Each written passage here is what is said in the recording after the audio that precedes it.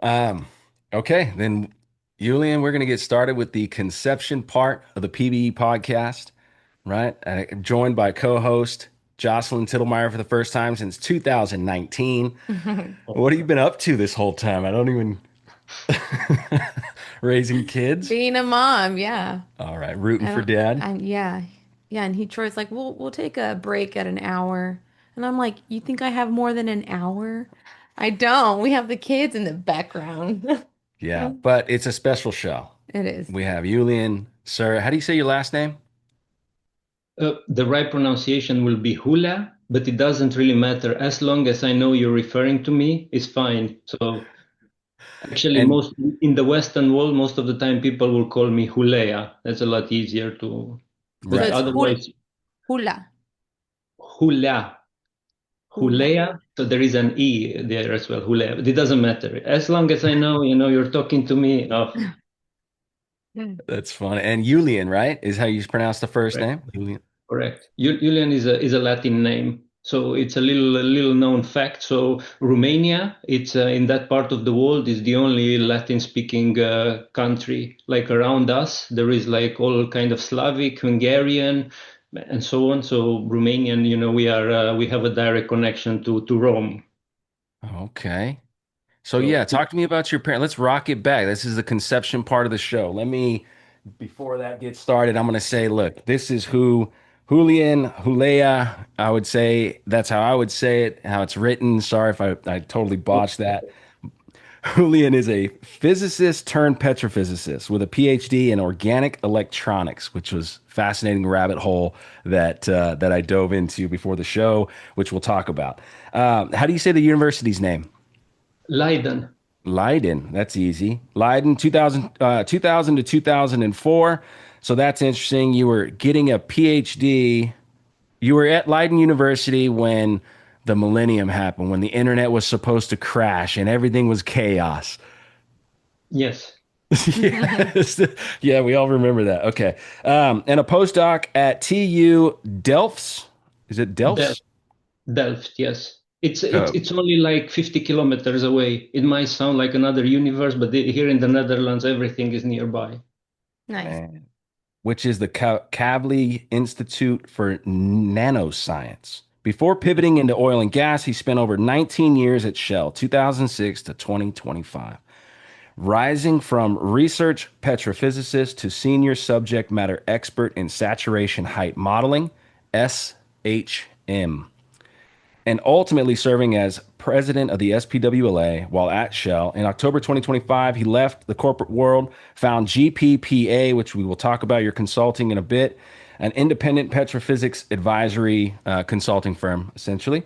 He's published 11 papers, is an SPWLA distinguished speaker in 2015, 2016, and is described by colleagues as a true scientist. It's an honor to share time with a true scientist. Appreciate your effort and your dedication to the science and helping to articulate that and pave the road forward by giving back to the SPWLA, which is what it's all really about for us. So please, let's rock it back. Who are your parents? How did you become that man?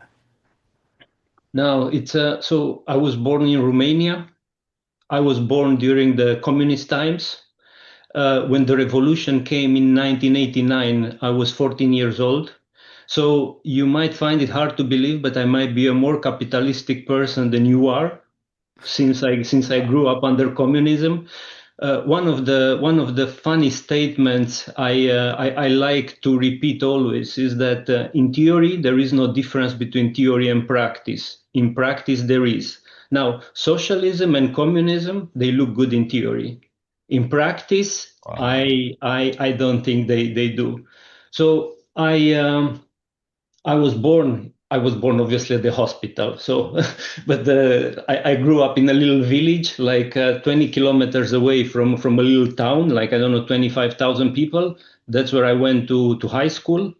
And after high school, I went to Bucharest to study physics.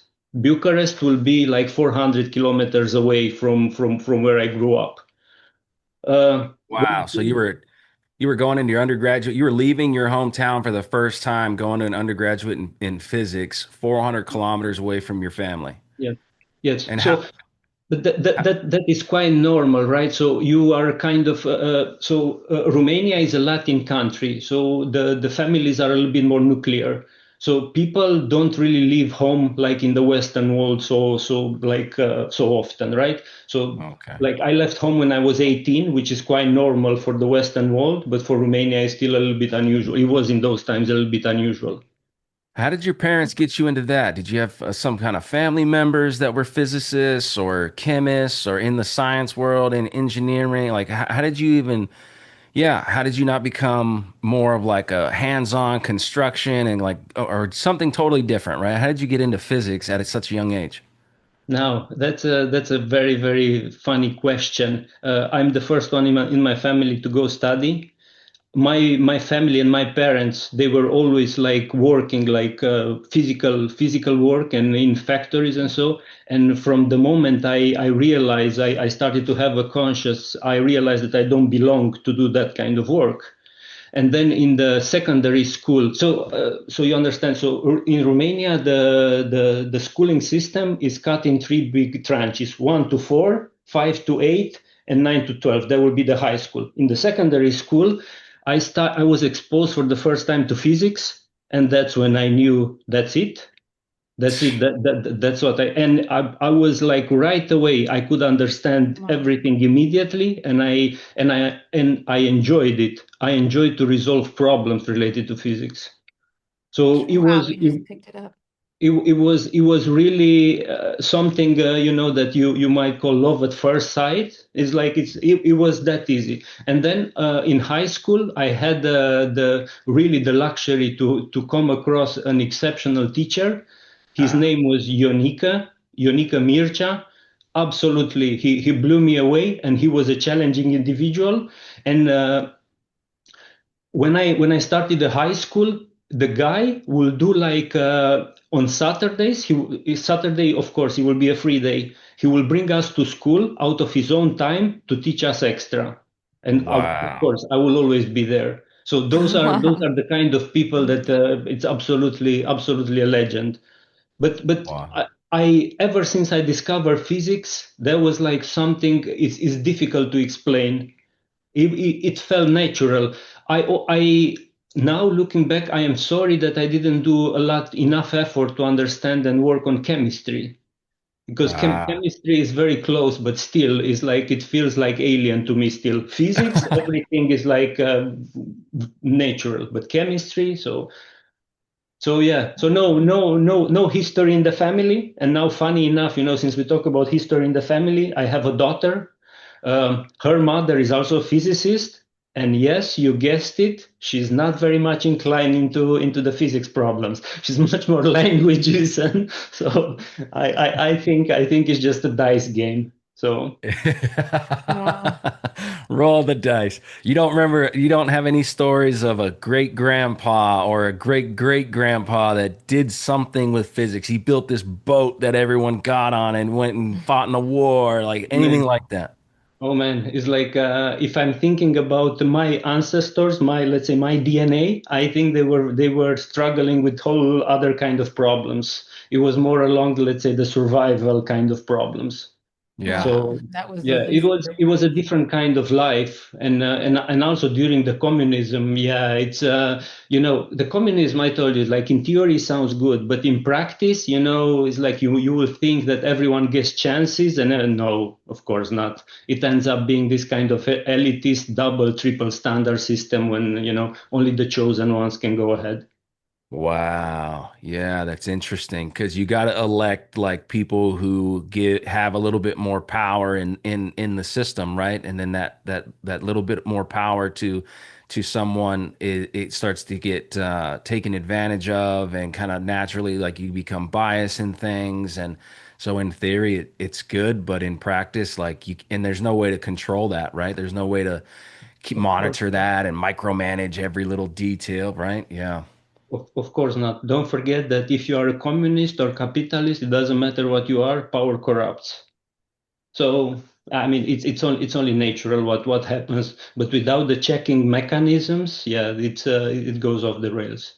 Off the rails. Wow. It's kind of it's interesting in science and like applying, right, as geoscientists now, like in your career and you're doing this saturation height modeling, like in theory, there's so much that you can kind of paint the picture to and tie it to petrophysics and core logs and all these other things. But at the end of the day, how is it actually applied out in the real world when you go to frack or stimulate and you get that well back? And why was that well so much more oily than a well right next to it that seemed to be the same? So it's a similar thing when theory is applied in reality. You got all these other things that are really in control, and so I don't know. That was a connection I made. So you know, one of my important learnings in this industry is that the level of assumptions people take in this industry, people assume that when you throw something in the model, if you were to interrogate the model and ask back what you gave it, you are going to get what you gave it. But it is not. Of course, it is not. And that's where like I seen significant failures as a result of that. Wow. So, Wow. so Very interesting. assumptions. Yeah. So you get into a bachelor's degree, you meet kind of the first mentor in physics. That was during your was that during high High school? school. That was I, high school. yes, yes, So how yes. much did he kind of pay like show you how you go from high school into a degree in a university? Was there a major connection that he had? How did that No, happen? absolutely not. It was just natural. I mean, by the time, let's say I was 14 or 15, like after the first year of high school, I already knew what I wanted. It wasn't a discussion. I didn't have any questions about it. I knew that's what I wanted. And back then, yeah, the Bucharest University was the most famous and the best university in physics. So yeah, there was only one thing to do. Go and have an exam there to be admitted. Wow. So you had to take a test to even get qualified to be a student at that school. Yes, yes, yes. So that during those times, that was like the normal admission method. It doesn't matter really what kind of marks and so you have. Every time you show up and you have an exam, and I still believe that is the honest way to do it. Yeah. Yeah, you find out who the Hulians are of the world versus people who are just pounding their heads against the wall, which those you need those people in the class too, right? People that just have brute motivation to just get through a problem. But it's the natural ones that you're talking about, which certainly encountered in undergrad and master's degree, people that just got it. They can read a calculus They book get and it. yeah, they understand what it is. Like what like that's who you're reminding me of, and you guys were the ones that were kind of the student kind of helpers, right? Like where beyond office hours with the professor, I could go to a student like Iulian and say, "Hey, I need like a couple more hours on one thing. I'll pay you a couple, like, a couple hours of your time. Sit down and help me through this problem in physics, inertia, or whatever it was." That I was like, I don't get it. I didn't have those genes of just getting it. I was the guy that was like, there's a wall. I have to break it, and I'm gonna do that, and Yeah. I'm gonna whatever the teacher says, right? Just all in. So anyway, that's interesting that you had such a different experience. You were so just level-headed, and you just knew, and you were naturally talented in this subject. You were just at a whole nother level at such a young age. It's so powerful. That makes sense why you spend 19 years at Shell eventually, right? But before we get there, you got a bachelor's degree. In bachelor's in physics, there's not like you're going to go one way or the other, right? You're getting your general kind of understanding of all of it before you go off into a master's. Now, that's another funny thing. So, in Romania, in the education system in Romania back then, you didn't have bachelor system. You had to study 5 years to have a degree in physics, right? So Mm. that was 5 years of physics, and out of the 5 years, like 2 years, they were spent on a specialization, right? Or let's say a very narrow field in physics. And in my case, it was semiconductors. After the 5 years, you do a master. So you understand Wow. is so then when I was done with my studies, I went to a university to the south of Berlin, Cottbus, and that's where I spent like a year to do my master thesis. Wow. So 5 years to get kind of through physics, which was Yes, almost Two of like specializing in. two specializing. Then one following it gets you a master's degree, and yes, then you go off and get a PhD. yes, yes. So, but it's not as complicated as it sounds, you know. It's like if you will ask me now, will I do it again? I think it's a brilliant experience, and Yeah. to like the PhD and to learn to do research by yourself. And I don't know about you guys, but I have in me this kind of insatiable curiosity. I always like to know. So, for example, when my daughter comes home, she tells me something. And 99% of the cases, I will ask why. Why? Why? It doesn't matter what it is. If it's something that is not obvious to me, or something that, if something makes sense, it makes too much sense. If something doesn't make sense, it doesn't. So there is always a why. So, and that's something I try to instill in her, that curiosity, and don't always ask why. Why? Why is the most important thing you will ever ask. Why? So. Man, so why did you end up getting a PhD in organic or carbon-based semiconductor work? So now we have to rewind a bit. So this will be around 2000, right? In 2000, around 2000, there was a Nobel Prize. I don't remember right now the precise year. There was a Nobel Prize awarded to the discovery of the metallic polymers. So polymers is plastic, right? And plastic is usually an isolator. So I can't remember, it was a Japanese guy, an American guy, and anyway, there were like three guys that figure out that by doping, I don't know if you guys know what that is, by No. introducing some impurities into a material, you can turn it from a semiconductor or insulator into a metal. So in the moment that discovery happened, that created a whole new field, and that will be like the organic electronics. Now, the organic electronics, they have huge advantages over the conventional ones. First of all, think about space application, lightweight, flexible. So polymers, they are one of the most disordered materials you can ever imagine, which means that they are not so fragile. Rigid. If you are ever looking like a wafer of silicon, if you hit that one hard enough, it's going to blow apart. Break like So glass. yes, it is in the big part glass, but glass still will be a little bit more disordered. But yeah, Disordered so than pure silicon. yes, yes, glass is still. I have to go and check what is the latest in literature. It's still something that, in very very slow fashion, it reshapes, so it kind of flows. Of course, you cannot see that, but Wow. it's reorganizing. Wow. So, Wow. but so there was a moment, and there was a lot of research becoming available in that field, and I love semiconductors.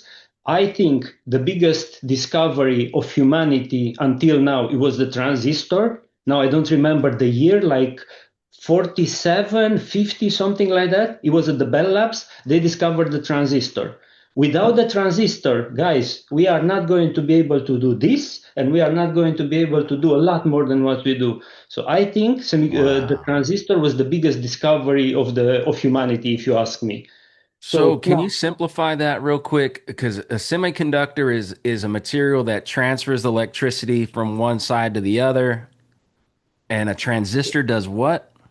so a semiconductor is a material that, if unless you manipulate it, is not going to conduct electricity. And what a transistor does is, like, by the use of the third gate, what is it called, a third electrode, you can modulate how much electricity goes from one electrode to the other one. Oh, And that's why, you can amplify, reduce, and that's the strength of the transistor. wow. So a transistor is a throttle control of the electricity to the semiconductor that's going to go send the True. signal to turn on Yeah. video, turn on microphone, Yeah. microphone amplified. Yeah, and it's not linear. That is also important. It's not a linear response. So Wow. transistor. So that's where I got into this organics. So I don't know if you know Philips, the electronics company, not the Of course. ConocoPhillips and so now Philips were the ones that were the sponsors of my PhD. So Oh, the, nice. the subject of my PhD thesis was electric polymers, but for light emitting diodes. So back then, whatever we have right now in the phones as a display, it was a dream. So my research, it was part of that. It was part of that dream.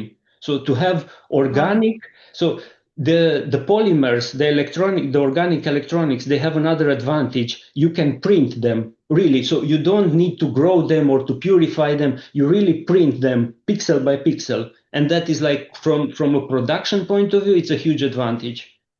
Lightweight Wow. and yeah, so Easier to make, lightweight, flexible, had all these things, but it doesn't transmit the, what is it called? The charge, like mobility. It's weaker than the silicon and these other inorganic or so-called inorganic things. Troy, if you were a child, I will say go and study physics. You have the right feeling about it. Okay, it's never too late, don't get me wrong. That's right. But you just hit the nail there, right there. The mobility of the charge, it's a lot poorer in this disorder media, right? It's intuitive because it's disorder is going to be a lot more difficult to go than in silicon where everything is ordered. So Yeah. of course, these are going to have, let's say, poorer performance from another point of view, but still they are going to be doing the job just fine. Wow. Have you ever asked the question, why is it referred to as organic semiconductor? Why the specific terminology being used of organic and inorganic? It's organic because it's like the molecules are organics, right? They are carbon, hydrogen, right? It's like some of Yeah. these polymers, they are organic molecules. They are long, so they are organic molecules. They are not inorganic. But Inorganic will be these things individual, are, oh, sorry, go ahead. or inorganic will be individual elements, right? But the moment you start having methane, and those are already referred to as organic, right? Yeah, it's carbon based, and the biosphere is carbon, oxygen, hydrogens. So it's organic structurally, because it's carbon based.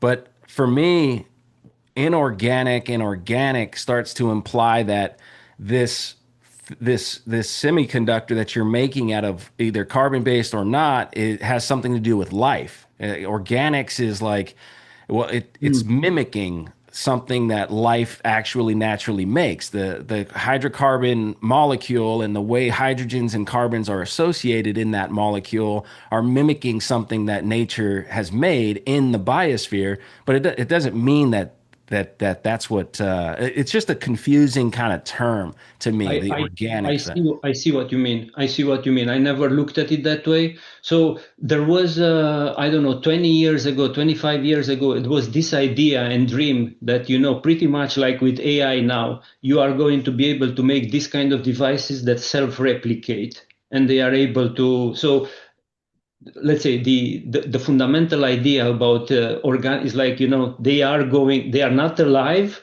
but if you tell them, maybe, right, that it was an idea. So Wow. Wow. That's pretty wild to think about. Yeah.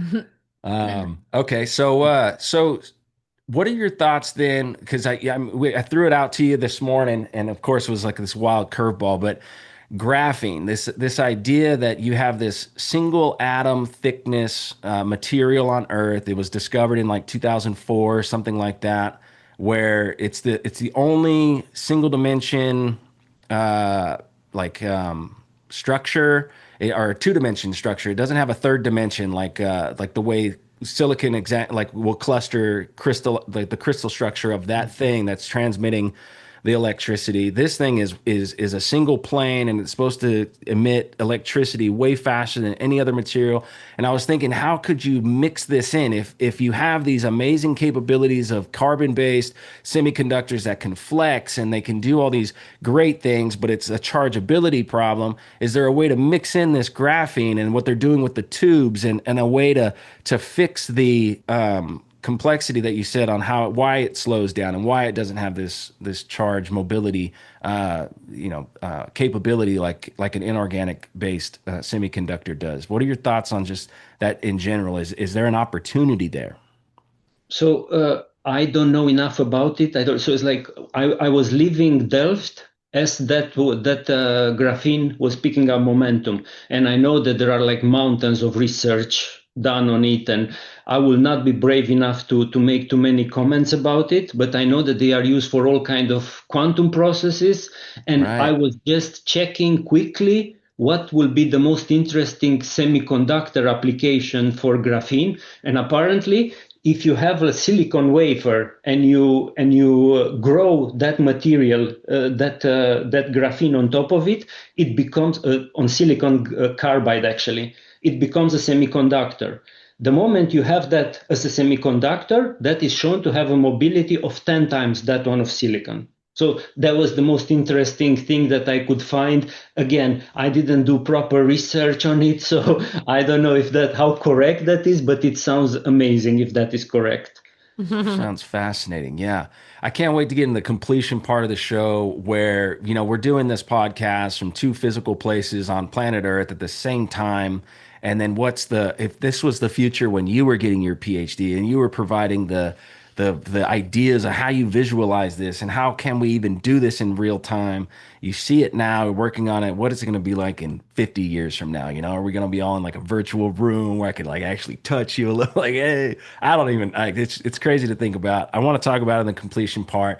Thank you for sharing your PhD and kind of getting to the point of what a fascinating subject that you've mastered and you've specialized in. And you say you didn't like chemistry. You don't really like chemistry, but man, that really gets into some chemistry pretty quickly. Silicon versus a carbon based and like how that actually works. There's some serious chemistry in there. How do you get from that to 19 years at Shell?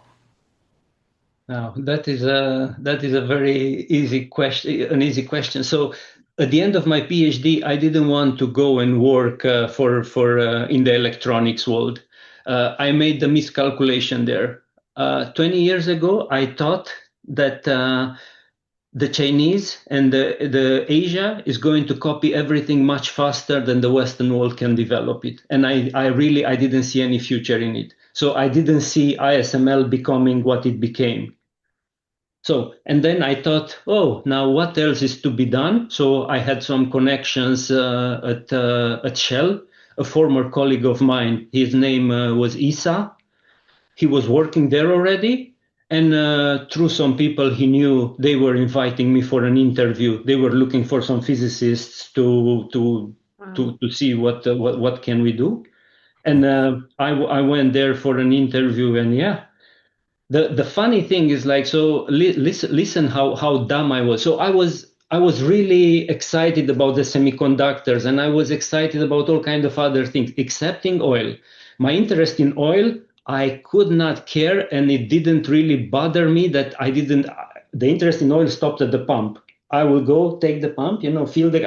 I mean, in my mind, I didn't even ask the question, but I had this image that okay, oil was in some kind of pool somewhere. I don't know. I mean, I don't care. But It's the thing is amazing. that I'm going to the interview, right? I mean, I didn't do any homework. It's like I didn't know what petrophysics was. So I'm going to the interview, and there was a guy. His name was Bob Smith, a very, very kind guy. And he held a piece of core in his hand, and he said to me, can you imagine that up to 40% of this can be oil? And I said nothing.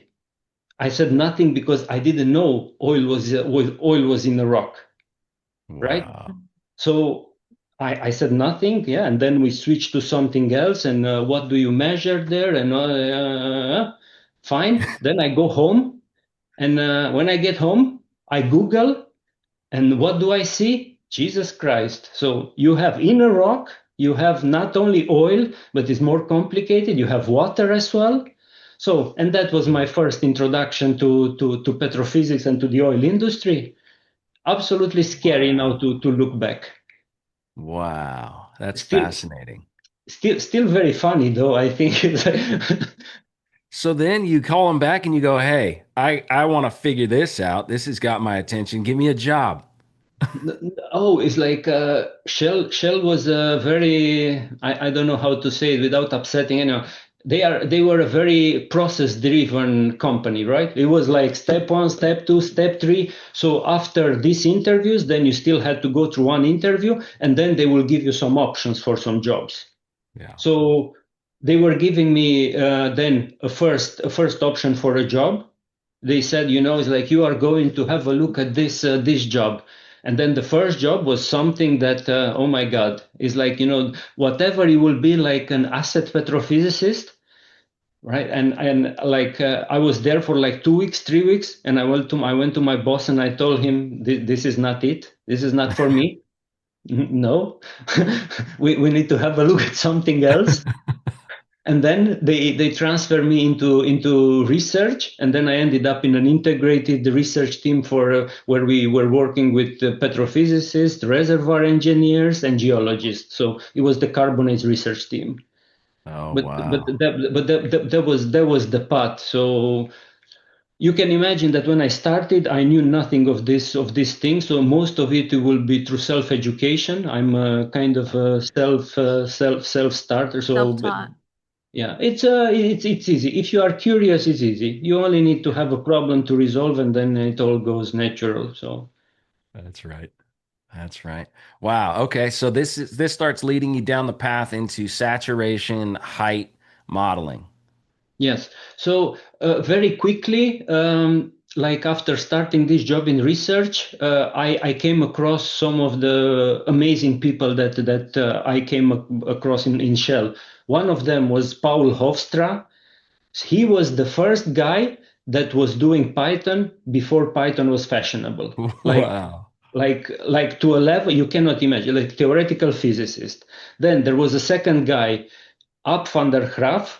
He was the one that introduced me into saturation problems and that. And then there was a third guy, Mirano Spalberg. All these three guys, they were petrophysicists.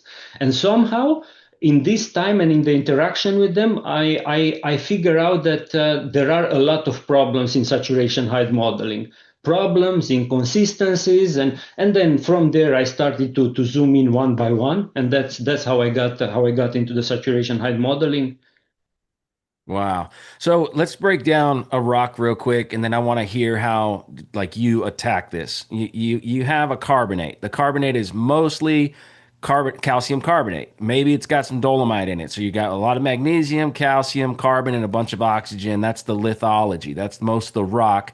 And then within this rock, you have this weird transition where all of a sudden you start to encounter like heavy hydrocarbons like asphaltenes and waxes, and then actual liquid oil, and there's kerogen, there's solid state hydrocarbon in this thing. Then water. You have water involved in this too. Gas is being trapped. What tools did you have access to even start trying to recreate the real complexity of the rock? So I am an office petrophysicist, right? So I'm not doing measurements myself, but in principle, what you have skull, special core analysis, right? And as part of the skull, you will be acquiring all kind of measurements. If you ask me, the most important measurements ever acquired on a piece of rock, they are capillary pressures. They are different kind Wow. of capillary pressures, and those tell you something about the pore system. There is a second component to that. Like, for example, when you go underground and you acquire some properties about your reservoir, you need to know something about your fluids.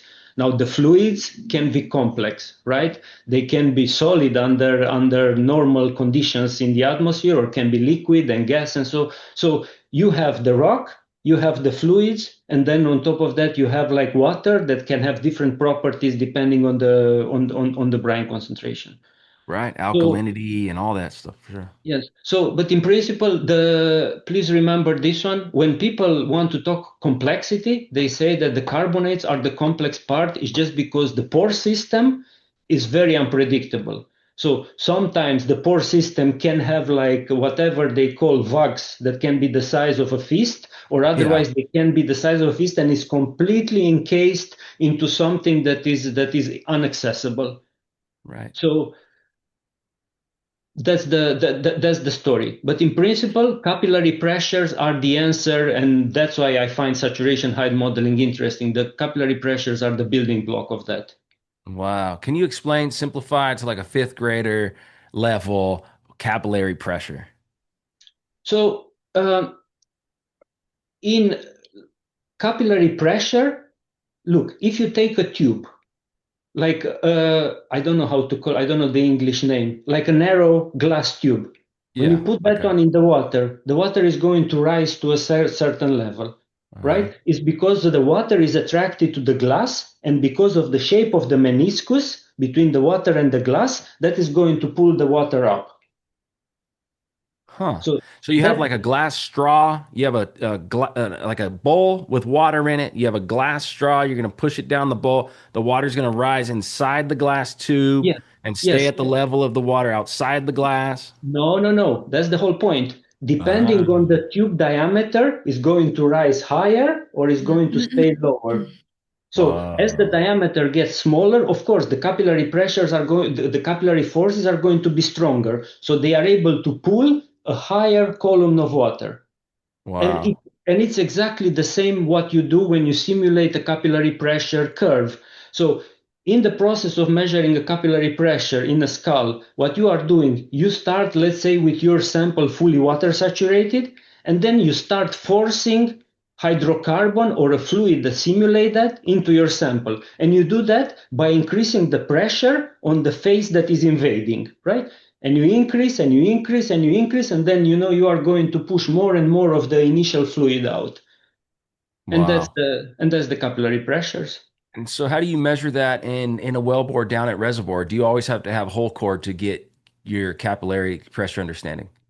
So in principle, you need to have core, and then you can also have like sidewall cores. Oh, And in nice. principle, you will have what is called MICP, mercury injection capillary pressures.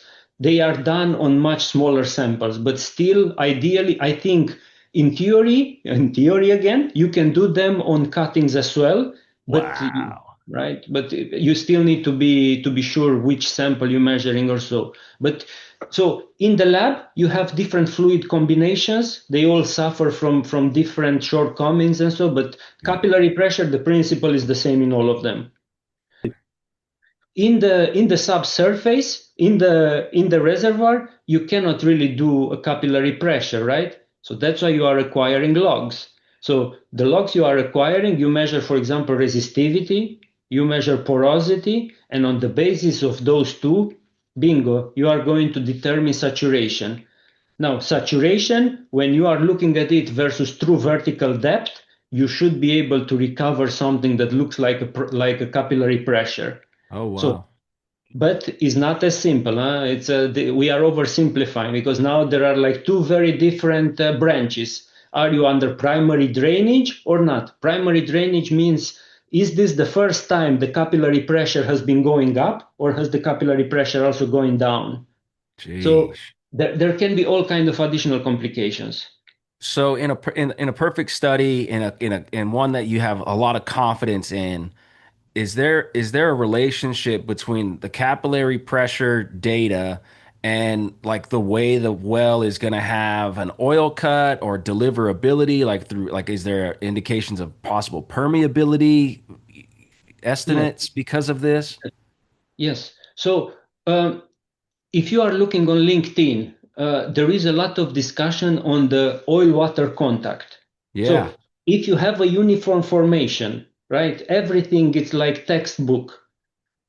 The moment the hydrocarbon starts invading the pore system, you should be able to see that in the logs. Okay. In order to couple that to capillary pressures, you need a second parameter, and that is the free water level. And Yeah. then once you have that triangle of properties, they should be matching each other, unless you are not under primary drainage. If you are not Oh, under wow. primary drainage, all bets are off. Wow. So, Primary drainage, huh? And what's secondary drainage? What if so for example, if you have a seal breach, or for example, the hydrocarbon column has reached 100 meters, and then through whatever God miracle or stupid, it doesn't matter, that hydrocarbon column is reduced to 50 meters. Now, that is not primary drainage anymore. That is imbibition. Oh, wow. So the Man. capillary pressure has been going up and then is decreasing. Wow. How interesting. And And that how is still a struggle in our industry to understand that, to apply that. So is which one has more influence on your capillary pressure results, you think? Is it the saltiness, the brininess, the alkalinity, the material in the brines and how the brine is in the system, or more on the hydrocarbon side, a heavier oil, a lighter oil? Which two parameters influence your capillary pressure analysis more? so you see, I was right. You will love physics. I'm telling you, you should try to. So look, you just nailed the two relevant parameters for this problem. One is the interfacial tension, how the two fluids interact with each other, like the let's say the oil, the hydrocarbon, and the water. And the second is their difference in density. The difference Wow, in density between the two, they create buoyancy, right? that's Buoyancy right. is what fights capillary pressure. So the saturation height model is just the trade-off between the two. But the interfacial tension, it also tells you, like for example, how easy it is one to be displacing the other one and so on. So they are Wow. both playing an important role. The IFT has a narrower bandwidth of properties, still important, but the density can be quite wide. For example, if you have heavier oil, you can have like 1 gram per cubic centimeter, while the brine is 1.05, 1.1. So Really close. yeah, so you see there the buoyancy is going to be almost absent, while for a gas, the difference is from zero point 0.1 gram per cubic centimeter to 1.1. So it's a whole other game. Thinking about that real quick before we jump into the SPWLA and like your career there, and I really want to get into the running and right the 5K, what's happening at Poe. We definitely want to talk about that. But before we get there, now that this conversation is kind of naturally drawn to the interesting fact that heavy oil typically has a brine component that is a very close in density um, brine that's A going along difference with in it. density. Yes. And then you have studies, which I think Shell was a part of a major one in Texas, where you see this rock and it is absolutely filled with millions and billions of barrels of oil, but it's heavy and you can't they just can't figure out to how do you get that efficiently from the subsurface, even if it's at 1,000 feet, 1,500 feet. It just doesn't have the ability to move to the surface and get into the tanks, get the water out of it. It's just operationally such a problem. Are you on the cusp, or do you see a future where shallow, heavy hydrocarbon deposits that have this issue, is there a technology or a way to approach this that you can actually figure out how to get those millions and millions of barrels out of the ground faster than what we're currently able to do? I wish I did. No, I, I don't. But so look, I don't know. Does the name Oliver Mullins tell you something? Like, okay, he's a fluids guy. He worked for Schlumberger for a long time, and so we have a research project precisely on this kind of heavy oil and oil tarmats understanding and modeling. So we have now a research project on that. But in order to extract this heavy, so what I was telling you about the density and so it's only about how are they segregating in vertical sense, but that Yeah, doesn't tell you something very important. What is the viscosity, right? Because the heavier oil, the viscosity is going to be very high, so it's not going to flow very right, fast.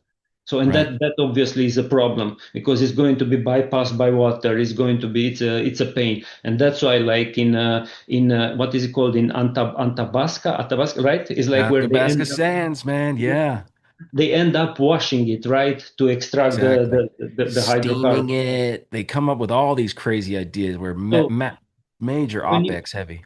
Yeah, so in that moment, you are increasing the temperature. That's what you do. It's just so you reduce the viscosity. So you make Mm, it a little bit more fluid.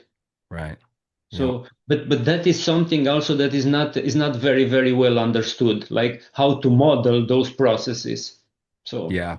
Well, it's fascinating because I think there's obviously a huge opportunity there. I mean, it was discovered a long time ago. It's been well understood that yes, there's shallow, heavy oil deposits around the world onshore. They're easy to get to, they're cheap to drill. but man, are they tough to get that fluid to move. And there's definitely, it's not just about the physics too. It can't be just about applying heat and making it work. There's got to be a chemical aspect to this, I truly believe, and especially on the water side. Is there a way to frack and put we're really good at that. We're really good at breaking rock and putting fluid in it and altering the chemistry of what's going on in this reservoir. So if you can do that in a shallow reservoir and somehow get the right chemistry to drastically change the density of the brine component that drives a physical reaction to the oil side and get that thing to really flow and without a bunch of heat, right? There's got to be something else maybe there. That's, I don't know, just the way So I'm thinking. don't forget that the heat is kind of necessary to reduce the viscosity, right? Without that, you are still not going to be able to You move can't that. over the brine component with a density change large enough can't overcome that peanut butter of oil. No, the higher density is just going to help you maybe segregate better in the vertical sense, not with the lateral move. Lateral movement. Okay. So, and that's what you are after in that game. Wow. That research sounds fascinating. Would love to be a fly on the wall maybe one day if we're crossing paths and you're hanging out and doing it. I would love to poke in on that. So, man, that was cool. That was a very interesting path of that 20 to now 40 years and, to combining academia and your professional career. Now you're switching into consulting, but let's rock it back a little bit in the professional career. You find oil and gas finds you. When does SPWLA, the organization, like Oh, enter your life? I will have to think a little bit. I think like 2015-ish, something. So I haven't been a member for a very long time. But the moment I went to the first SPWLA meeting, and that was in it was in California. Oh, nice. Where was it? Bakersfield? No, to the south. It's Ventura, Long Ventura, Beach, honey, Long Long Beach. Beach. Oh man. Long Beach. So that was it. To me, I knew that I found my home. I knew it. So afterwards, yeah, I will go to other meetings, but then there is nothing like SPWLA. It's like Wow. to Where were you me, living at the time when you went to your first SPWA in California? ever since I left, I came to the Netherlands. I always lived in Leiden. I never wanted to go anywhere else. You So never did your time in Houston. no, and I'm not planning to. No offense. Yeah. None Not taken. she was born there. Mm. No, but it's Uh, like I don't know if you guys have ever been to the Netherlands. This Leiden place, it's a university town. It has the oldest university in the Netherlands, like 1600. It's like wow. the Wow. place where superconductivity was this guy is like, and I will send you afterwards some pictures so you have an idea. It's for somebody that likes running and walking and just enjoying life and a beer on a terrace once in a while. Yeah, well, I cannot imagine a better place. Wow. Yeah, you made it sound amazing. So SPWLA California, was there a 5K at Long No. Beach? Ah, No, no. So I will tell you. So now looking back, I found out that they did have some runs before we started this tradition in Stavanger. So the latest runs, we started them in Stavanger with Carlos Verdin. So he was back then the VP Tech. So we started that, wow. but so there will be like some older guys that I know, and they were telling me that even so there was a symposium here nearby Leiden actually in Nordwijk is the name, and that's when they had like a run on the beach with the Wow. SPWLA. So this is not really our discovery. I'm quite happy it is not, but we are still very happy to have it and to revitalize it. Yeah. And you're the leader of that, or you have a committee that helps you with the run? Oh How does this? no, it's just me. But you don't really need. You only need two legs and some shoes, and Stephanie and Sharon to take care of the t-shirts, right? But the rest, no, it's really easy. We are a group of adults, and it's like it's all fun. We are not also not going to try and break Usain Bolt on the 400 meter. So it's So generally, okay, so when was the first run that you did with the official first run for you at the SPWA? Stavanger, Okay. and that was 21 or 20. I don't remember right now, like 20, 21 or 22. I don't remember. It was the first after COVID. Yeah. Wow. Okay. Yeah, All we right. did the first run, but now I have to make a small correction. When we were in Rio, the organizers, they were a little bit afraid to have the run outside of the hotel. I did my runs, and it was one of the most beautiful runs I had in my life. To run on the Copacabana when the sun was coming up, it's one of these things that my hair stands up even now thinking about it. But Sheesh. but in Rio, we had the workout on the beach. We didn't really have an official run. So I feel Okay. like such a correction is required. So Well, now with Poe coming up, are you like mapping it out? Are you designing a course? Are you making sure that everyone at the organization is okay with what you're going to do and start inviting people to come on this run? It's going to be safe. They're going to be historical landmarks, outcrops. Like, where are we running? Why are we running it? Have you thought much of the design this year? So I must say, I did not do a lot of thinking about that, but your points are all very good, and that can all be done. And I also like your idea about trying to have like some kind of warming up kind of training for the community to remind them. I'm also doing my best to post like some pictures of my running every once in a while on LinkedIn, although I'm not a professional runner. So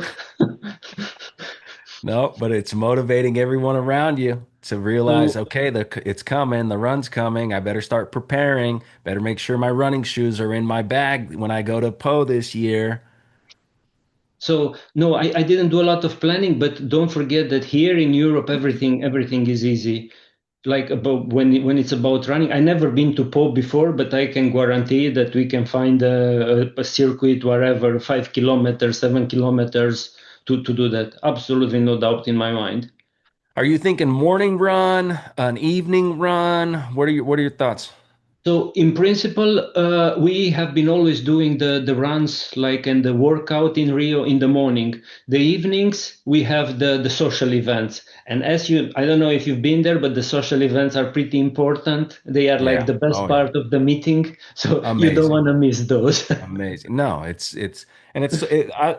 that was my first international SPWLA when we did this media hub there at Po Front. I mean at Lake Conroe, and I've been to Image, Urtec, all the other ones. And the fact that it's a smaller 2,000, 3,000 type community, it was really cool. It was very intimate. You could tell that it was just very high level folks getting together and engaging with each other. I love that. It wasn't about partying and all that stuff, like and having a good time and kind of getting away. There was some real like engagement. And I love that about it. And then the way that Schlumberger and Halliburton and Baker Hughes kind of split the nights of allowing this such a great night event, like poured major amount of money into it, clearly had entertainment, everything was covered. Like those night events are just as important as the technical talks and poster sessions. Like at the International SPWA, I truly believe that. I consider the social events as being like the catalyst or the oil that pushes further our society. I really believe that is the best part of our events. It's like, Wow. you have your discussions, you have your agreements, disagreements, and then you go and you have a drink, and then something changes, and you can push a bit further. Or yeah, it's uh, That's it's right. really is by far the best part. And you Yep. see, it's like you have these parties. Yeah, they sometimes they last a little bit late in the night. But next day in the morning at 8 o'clock, it's not like that the speaker is alone in the room. There will be plenty Yeah. of people. So yeah, we are Yeah. serious about the real reason we are there. But the community part of SPWLA, it's something that ever since I joined that first meeting, I wouldn't want to be part of anything else. Without any exaggeration, I consider SPWLA as being my family. It's like that feeling that I have towards them. And of course, in time you learn, you get to know a lot more people and so. But from the beginning, I had that, just like with physics. So. Wow. Now, are you presenting at 2020, the 68th annual? Are you presenting a poster or a talk, or are you a part of any of the workshops? So, of course, I will submit some abstracts. So, right. So the abstracts, it doesn't matter who you are. The abstracts, they are all going to be anonymized and then they are going to be reviewed by the technical committee. We have a group of like fantastic volunteers that do that. And then as a result of that, there follows a selection process. And if you are selected, then yes, you are Yeah. going to do that. So I have like at least two research projects. One I submitted already, and I'm planning to submit a second one. Nice. Awesome. So, Very so cool. I am planning to be there, even if my papers are not going to be accepted. I am going to be there. Don't worry. It's like I wouldn't want to miss that kind of fun. So Yeah, and the run. I don't know when the run's going to be. Oh, it can't be before the first technical day, right? You don't do it like the Sunday. You're going to do it on Monday morning or Tuesday morning or Wednesday I morning kind think of thing. we always do it on Tuesday morning because like Okay. on Monday morning we have the opening that starts a little bit earlier or so, and then Oh, on okay. Tuesday morning we have that. You cannot do it on Sunday because on Sunday people are not there yet, so Right. it's a little bit Makes yeah. sense. So we need a shoe sponsor for the event. I'll work on that because some people might forget their shoes. So we need to get a shoe sponsor that's got some rentals that we can have there. You can Uh, get blisters. what do you mean? Brand new shoes on a run. All Oh, it's right. only 5 kilometers. Come on. Life is too Yeah. short. You need a bit of pain to make it feel a bit longer. Let's go barefoot then. Yeah, I'm thinking going barefoot. I'm honestly thinking that it's so hot in South Texas right now. There's no way I'm running barefoot in the afternoons, but maybe in the morning I can start training barefoot running. What are your thoughts on that, by the way? Barefoot running versus in the shoes. I love to run barefoot. So my running shoes, the normal ones, they are like the ones, the Vibrams and the Merrell. So with like very thin sole. Okay. Wow. So I don't know, the Vibrams are the ones with toes. Oh, So okay. I promise you, so since I picked up running, I had normal shoes and then I ran into lots of injuries. Of course, it was my stupidity because of the way I was ramping up. But afterwards, after like 2 years or so, I switched to the minimalistic shoes and all the problems have gone away. Now, because in the winter it can be quite cold and wet, then I will use normal shoes because then it's like it's here it's not that cold, but because it's wet and so, it's like you are going to be really be freezing early in the morning. Right. But those So, minimalistic shoes, I swear by. wow, I'm gonna definitely look into that. I'm gonna Google the companies that you mentioned and look into minimalistic shoes. I'll send you Merrill. I'll send you the name. Don't worry. I Great. just bought two more pairs. So These conventions, it's interesting to think about. There's kind of a psychology experiment going on right now in my head because if we can get majority of the community to say, you know what, I'm going to run this year, right? I'm going to this event. There's a 5K run. It's good. It's healthy. It's first thing in the morning. It's going to spark something in your brain that Monday doesn't have and Wednesday's not going to have. You're not going to run before the event. And there's something to be said with waking up early, getting out on a run, and kind of that clarity that you get to when you get to the level of like, this is painful. I don't really want to be here. And your brain's like, well, you're going to continue. So you're just going to like turn that off. And there's something about the mentality, that mental state that you get into with the run that I think is going to have a maybe a profound impact on the whole community that day when they go to the technical talks and they go to the poster sessions and they go to start really learning things and integrating and right connecting dots, and from their perspective their mind's going to be it's going to be more clear. It's going to be kind of washed because of this run. Do you agree? absolutely, it's almost like you read my script, like the Mm. how I feel after my workouts. So I run every day. But Wow. like every day when I wake up, I don't feel every day like running. But the point is like, is to have the discipline and not to ask the question. And once you're out, you're out. And then the next stop is like when you come back inside and you feel great and you feel sharp. and you feel yeah. And then the I will even dare to add, like, add the cold showers as well. I'm a huge fan of the cold showers. So the running combined with the cold showers, now that is like, if that doesn't really switch on something in your brain, then I don't know, maybe you're not alive anymore. Yeah, Yeah, I I think feel that. promoting the idea that the 5K is it's for fun. It's a community thing. When people go out together, large group of people, they run together, they hang out after, and it's a community thing, and that's very powerful.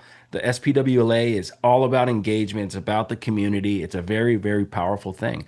But if we can somehow promote and motivate that this year we're going to break the all-time registration record for the fun run, the 5K run. And everyone from now, whether you're sitting on the couch and you never ran a day in the last several years, which is me, like recently, I just started running again. And I feel very good. I feel a different level of energy throughout the day and how to like the afternoon crash is different. Like it's really eye-opening to me that yes, the discipline and getting up and going for a run, and it's so easy to say, no, I'm just going to get to work. Nope, I'm going to go for that run. I feel different. I feel a mind clarity difference.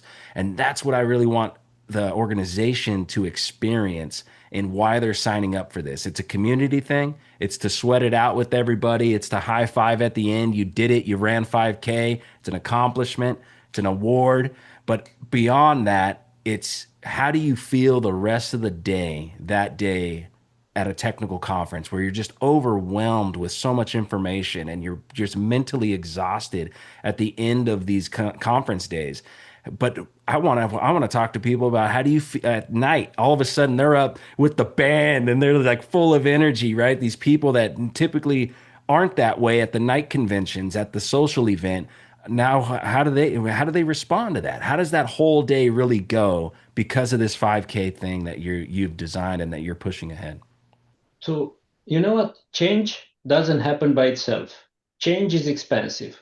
It costs energy. It costs like people's pride to agree with somebody else. So why don't we, the two of us, start that, right? I mean, you will be a very good example for that. If between now and the symposium, you are going to increase your run load from zero point 0.5 runs a week to like 2 runs a week, I mean, this is something that we need to negotiate, me and you. But my point is like, change happens like when each individuals agree with it. And maybe you are going to be a good example for that, Yep. right? I, So just think about it. I'm doing my running. So, but I can be very, very motivating and also a little bit of an annoying person if I start to harass people once they promise something. So that's careful what right. you promise.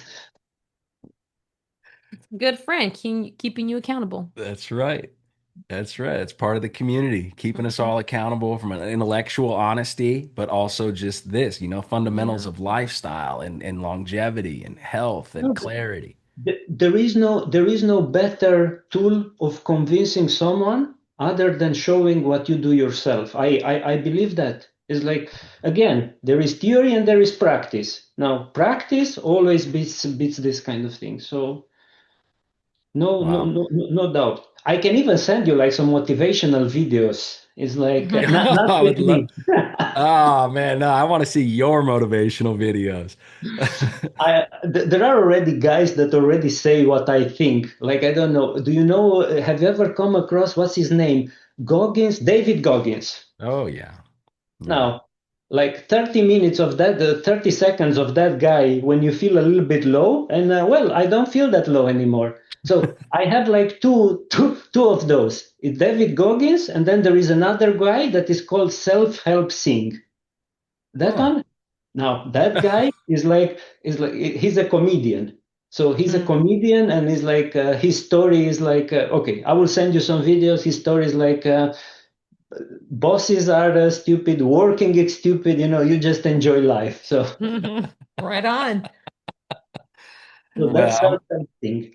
we got to get some motivational videos going. I'm gonna task you with this because I don't wake up motivated. I just wake up disciplined. it's a discipline thing. That's Um, awesome. Yeah. There's So motivation in that. tell me then, so how would you explain him, Troy, what discipline is like? Well, he has discipline in other aspects where I lack, and then vice versa, right? So I feel like he knows what the discipline I think it's a want when we want it versus, I want to be A marathon runner. right. I am a marathon runner. I want to be this, like I have this vision of myself and who I am, and Troy does too, but we're two just total opposites. And so our disciplines are totally different on t different aspects.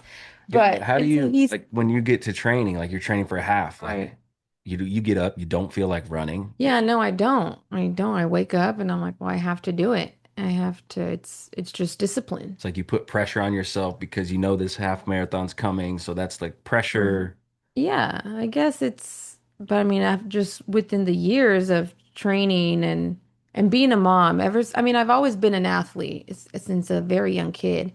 And but then when I became a mom, I kind of lost that athleticism to being a mom, and then I found it again when I had our second child in 2020. And ever since then I haven't let it go. And so it's just like a discipline. I wake up and I'm like, well, I have to be a better person for myself and for my children, for my family. So that's just how I'm driven. Yeah. That's how I Hmm. am. Yeah, I understand.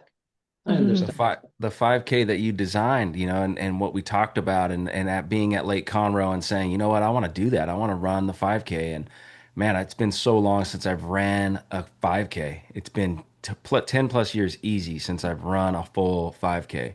And I just now I have this motivation and I have this like accountability because I'm telling Julian like I'm gonna run it and I'm gonna train for this.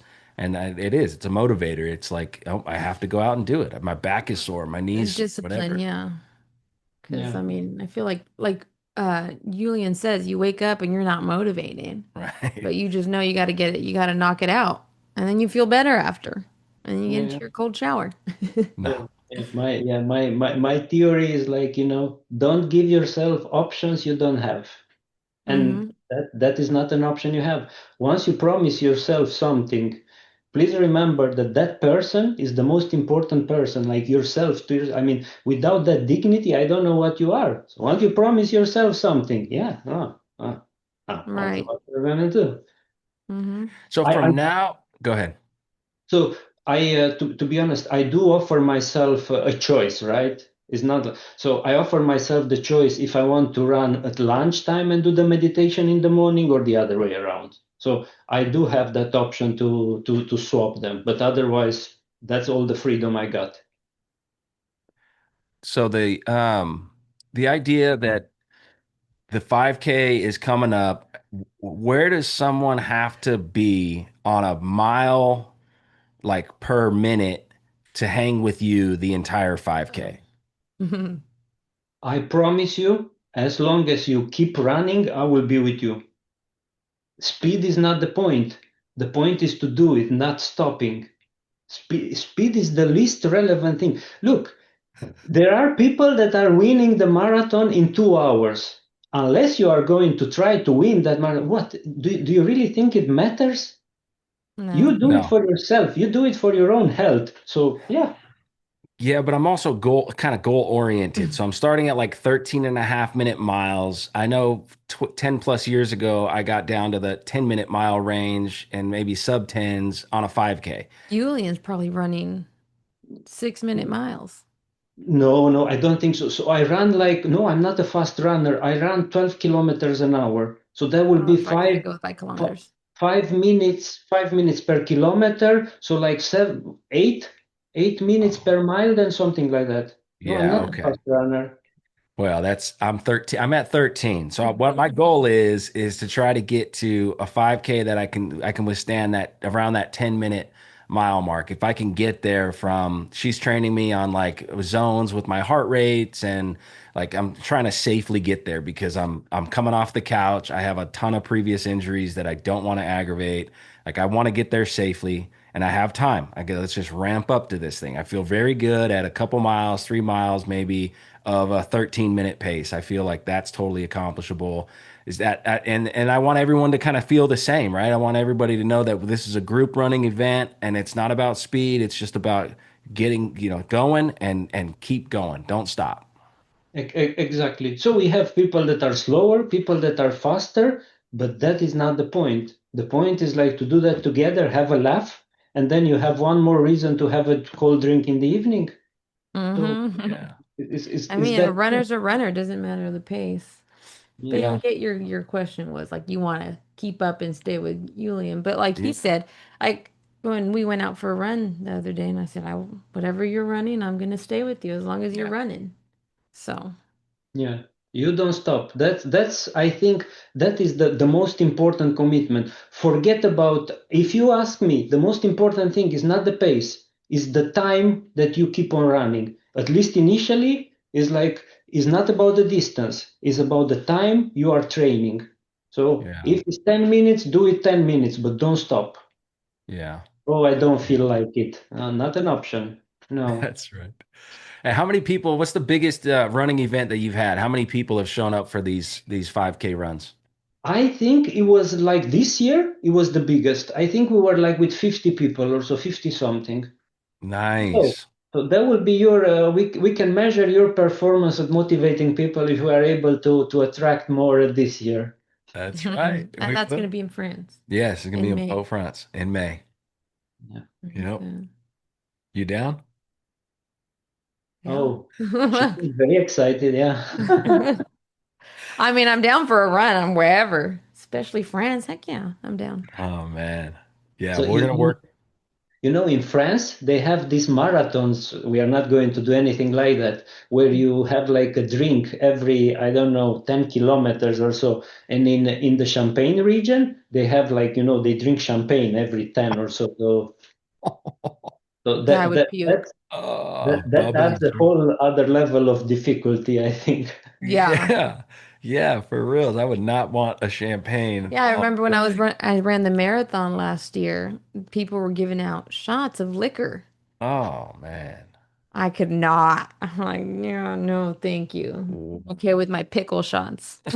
And even that I would feel up here on my throat. So, but yes, Um, I'm thinking maybe not this year in Po France, but Schlumberger's 100-year anniversary, right? So I'm thinking, what if we did sign up, if there's people who are interested, that there's a legitimate race and the winner gets a free wireline run from Schlumberger. That'd be cool. So So look, this kind of event like at SPWLA, I will rather keep it competition free. That is that right? Is like I think is like it's too important, like for the community to Oh to yeah. try to and that, but that is my view on it. Yeah, no, understandable. But it will be you Understandable. one can of these. clearly see that he's competitive. He's a competitive Well, person. now we will have a little trophy for you for getting like the higher number than this year than in participation. How about that for a Uh, winner? there we That's go. pride. You hold the pride of getting more people together. Yeah, Yeah. I would love that. I would love that. Well, I'm excited for it. How do we stay connected to to you and like the process of the run? Like I'm very interested to see the map. What kind of things are we going to be running in and like how's it going to look in France and how does registration work? Where do we follow that information? So that I did nothing about that until now, and there is nothing to worry about. The only thing we should worry about is like marketing a bit, that people don't forget about training, and that is the kind of thing we can figure out like 2 months in advance. Yeah. You don't need to do a PhD on a 5 kilometer run course.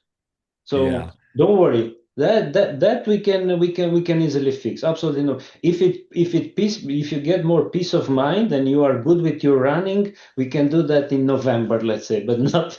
I don't think we should hurry very much on Yeah. that.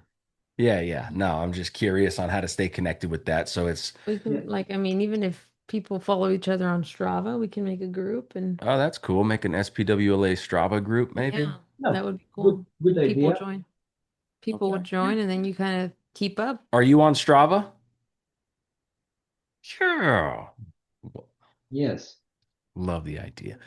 That would be really good because it's easy for anybody to look up the SPWLA Group. running group or whatever, And then right? they'll see his post, they'll see him running, me Yeah, everybody, running, you and kind of just see everybody's No. um not I don't want to say performance, but like their progress. yeah, You kind of see their mileage of the week if you want to look into that, right? Their sure. mileage of the week or what they ran that day or That would and then be I think you can also comment and stuff and then Yeah. once we have the right when leading up until to the day of the race or the run, not race, run, we can post The the parkour. course. oh nice. And then we can link it to our Perf. Garmin's or your watches or whatever, and you just follow your watch. Dang. So now everybody's got the each turn by turn navigation while they're Yeah. And running. it'll tell you turn left, turn right. All right. If we do put a, Now, do you put out signs or something? How do you do that in these other events? Usually not. Usually we are running as a compact group, and we never had like that kind of challenge to be in a place that can be confusing or so. I So got okay. you. So it's just simple. They all stay together.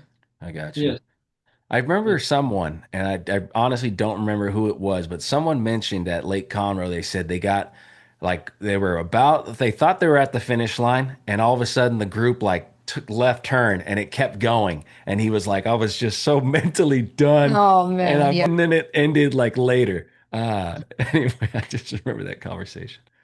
Yeah, but that would be something we can do. We can start a Heck yeah. Strava group, make a Strava group, and then put it out there and see who wants to join. You'll see people joining the group. Yeah. No, I that's a like great. that idea. Perfect. Does Yes. the registration come with the international convention registration and you just check a box and you can join the fun run and it doesn't cost money or is it an additional fee? No, there is no additional fee. The only limitation it was like the number of t-shirts that are available, like free t-shirts. Okay, first So come, first serve, maybe. yes, yes. So that's why. But in principle, we did that on paper, right? Sharon at registration, like as people will come, they will say, "Oh, I want to join the run." Then she will add up, and then, of course, you can do that electronically. But I will not like to do that when people are registering and then they don't show up for the run. Yeah. So I want them to look at Sharon or at me and promise, yeah, I'll be there. So Yeah. Wow. Well, I'm definitely excited about it. I appreciate you putting it on and kind of being that inspiration for the community. It's a big deal, and I think I really do think it's going to have an impact on how good the conversations are and the questions are and the engagement at the convention that day after people exhaust themselves in the morning and kind of sweat out whatever they're thinking of and all the little things that they're worried about back at the office or at home or whatever it is. Just get out on a run, sweat it out with all of us. We're all here to just engage on this content for today. And let's just get in there with clear mind and energy and focus. I'm really excited about that. I'm very happy to hear that. And we will, when we are done with the podcast, I will start harassing you. So we make a plan on that you are going to promise to follow. So Consider it done. Well, let's get into the completion part of the PBE podcast. This is where we talk about a little bit more of what you see as a future in industry, what you see as a future of you as a consultant, future of SPWLA, right? Where do you want to begin? You want to talk a little bit about what you're doing as a consultant? oh, we can do that. Yes. So as a consultant now, it's a little bit of a funny position, right? I mean, I've never been in this situation before where I have to find work myself, right? And it's a little bit difficult for me because I don't know what kind of jobs or positions you guys have, but to me, it's sometimes when I try to reach out to people and say, look, I'm doing this, and if you have a problem with this, please think of me. That feels a little bit like begging. That is a little bit. I have to learn it. It's not really begging, but still, in Mhm. my mind, it feels like that. But my so when I decided to leave Shell, one of the reasons it was that the life was too comfortable. So I wanted to do something new. I wanted to do something challenging, learn something. And I thought, how many chances do you have in your life to reinvent yourself? Now, this is it. So the first thing I did, it was like to make a web page. So I have my own web page, petrophysics.eu. And in there, of course, you can have a look at like what am I offering? Like I am not the usual petrophysicist, the log analyst. I'm more like the kind of guy that brings more stuff together and is the one that is going to agonize over making sure that what you put in the model is in the model, of Wow. interrogating, trying to get it back. So there will be so integration, that kind of stuff. Of the specialized skills that I'm bringing, one of them is redeterminations. So unitization is redeterminations is something that you in the US don't suffer a lot from, because in the US you have the rule of capture. So for example, who drills the well and gets the hydrocarbon is his. But in the rest of the world, or in most of the rest of the world, when a reservoir straddles a reservoir boundary, the government will come and say, before we develop this, you need to figure out with the guys on the other side of the boundary who owns what. And that will Oh, be wow. unitization and redeterminations. So Okay. that is a very precise and it's a sum zero game. That's the point. When somebody wins something, somebody loses something. So that makes it a little bit combative. So I love that part of the job. Wow. Now, as customers, I am working with a little company called EPS Log. Like right now, they are a company in Belgium. They offer all kind of services, new type of core measurements, and I love that part. They are good guys, and I see a bright future in what they do.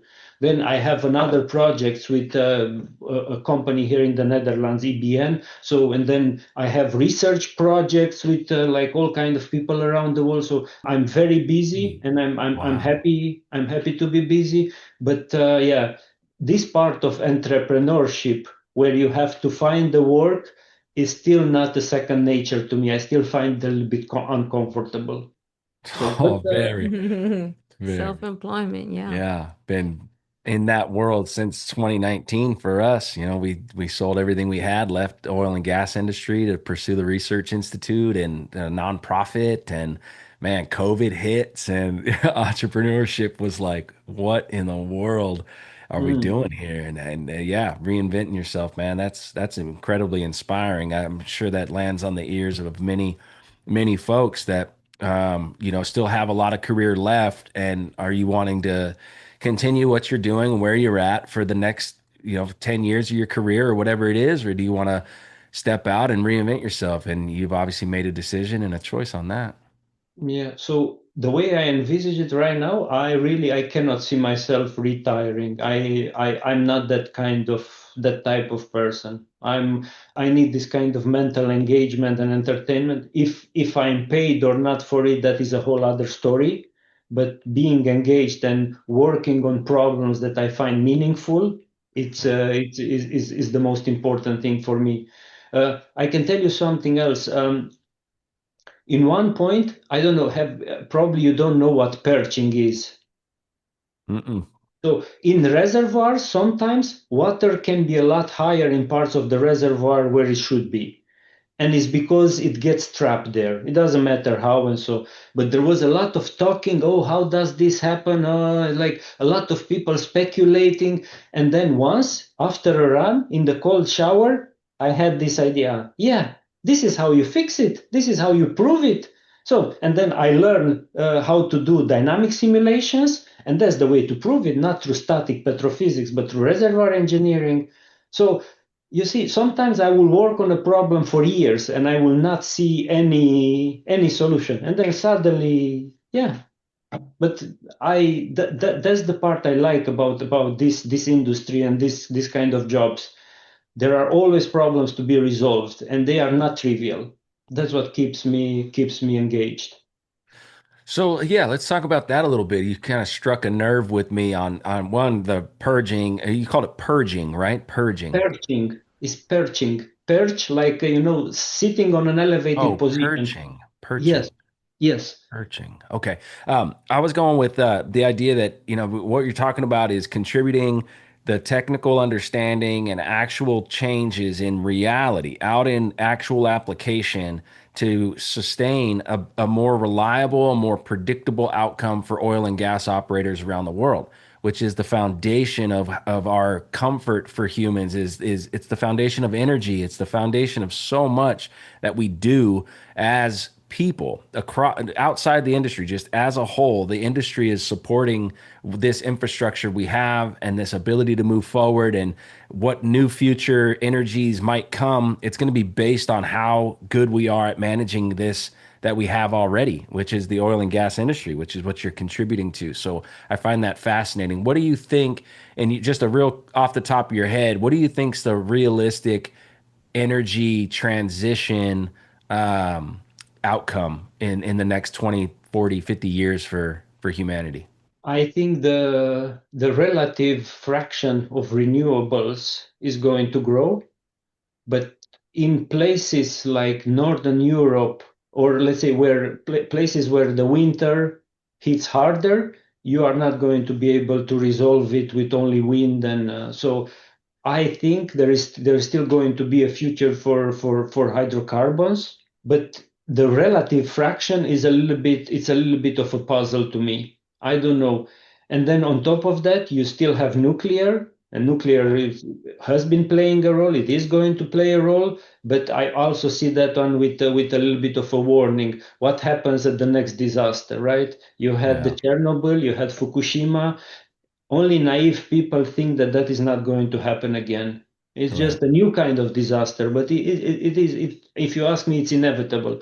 If you make a nuclear power plant that is failure free, that is guaranteed not to happen, that is not an economical plant. So now, Yeah, no, that's right. There's reality in this discussion, and that's exactly what yeah, you're pinpointing there. yes. How about AI? What do you see the future of integrating artificial intelligence, machine learning in what we're doing for the next 20, 40 years? We're trying to manage these reservoirs better. Let's not blow the gas cap off it and just rush the production. We need this to last. We need to manage these resources better. Where do you see the benefits or the potential pitfalls of AI and machine learning in our industry?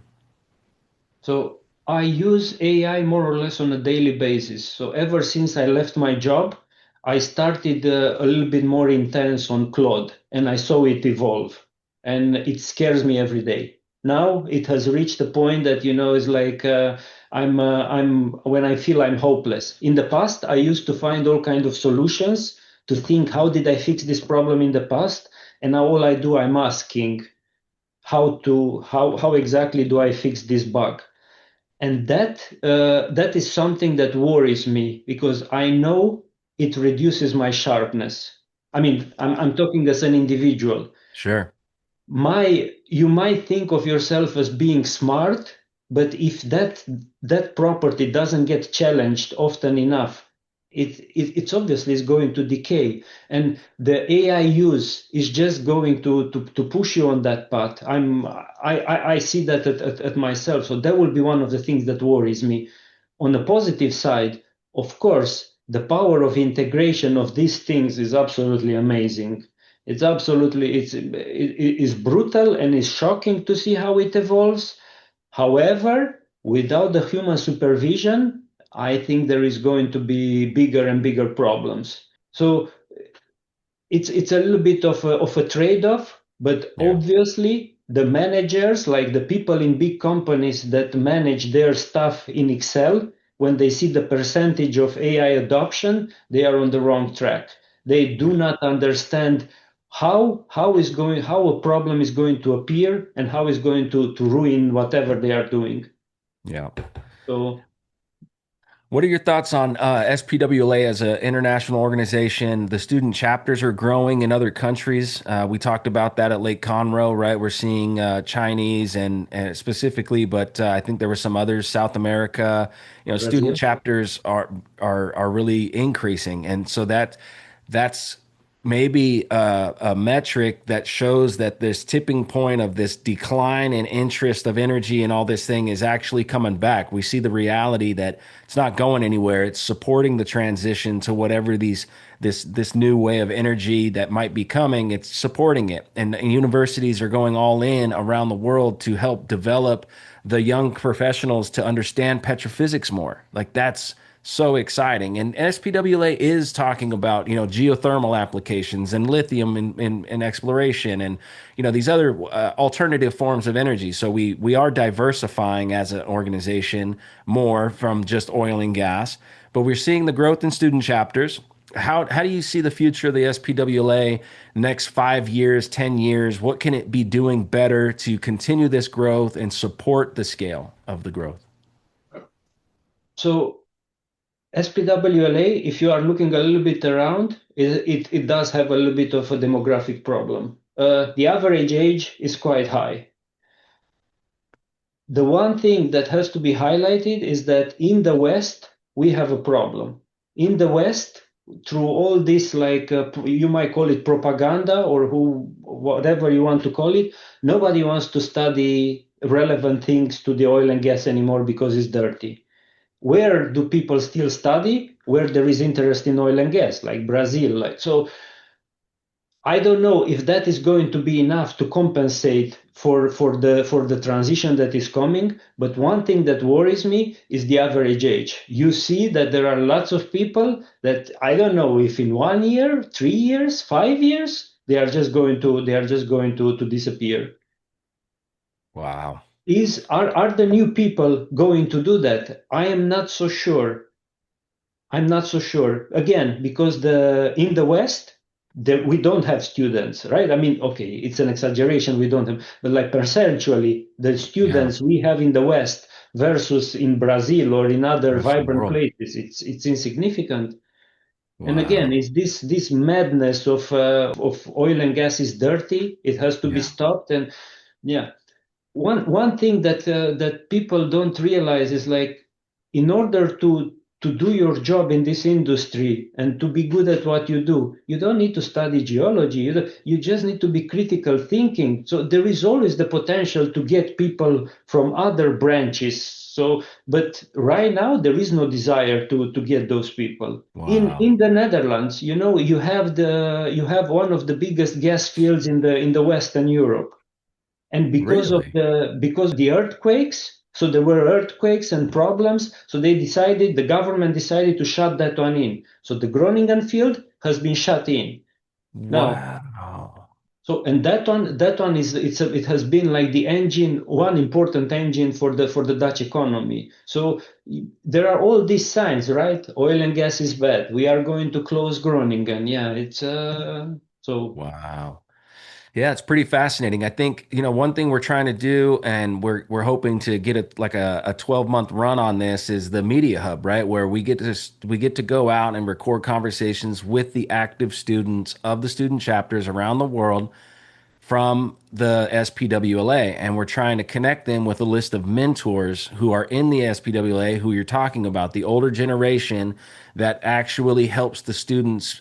Are you doing something that's impactful or not? What are you talking about, something that's really impactful or not? So we're gonna force that integration. We're gonna attempt to do this, a forced integration with these kinds of platforms where we're doing podcasts and we're talking about it, but we have the ability to leverage AI and machine learning, and we can try to get the knowledge and wisdom from the older generation on these shows and in this content engaged with the younger generation, so that we could try to bridge this knowledge gap, this experience gap, and where are we going to take this thing? We need new leaders to come forward that are younger and see that 40-50 year vision of a career in petrophysics and to support energy as a whole and how and all of it. So we're going to pursue that. I don't know, does that seem like an exciting part of how to actually leverage AI and machine learning in this? What do you think? We can try that. So now let me tell you something else. I am part of the special interest group in education. What you just said is part of our plan as well, to establish a mentorship program. But mentorship program not only for the students, for whoever Yeah. would like is looking for a resource, I don't know, a body or somebody that has the knowledge in a special field. So now, look, the AI is just a tool, Troy. That is something. Please don't forget that the most important, let's say, asset an individual has is his critical thinking. Yeah. And that I cannot stress enough. Like being when AI, when Claude provides you a little snippet, and if you're not asking why does this work and the one before didn't, Wow. I think that is a little bit of a problem.